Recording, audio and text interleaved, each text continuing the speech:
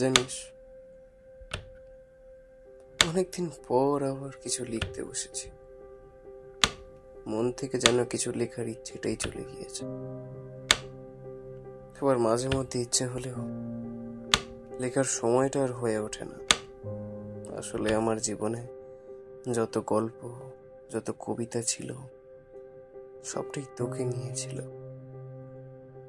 কিন্তু তুই তো এখন আমার থেকে অনেকটা দূরে চলে গিয়েছিস, তাই আর কিছু লিখতে ইচ্ছে করে না। কিন্তু আজ তোর কথা কেন জানি না খুব মনে পড়ছে। বুঝতে পারছি না কোথা থেকে শুরু করব আর কিভাবেই বা শেষ করব, কিন্তু খুব লিখতে ইচ্ছে করছে তোর কথা। প্লিজ অভি, তুই সিগারেট খাওয়া, ড্রিঙ্ক করাটা বন্ধ কর। আর না হলে আমাদের সম্পর্কের কথাটাও ভুলে যা।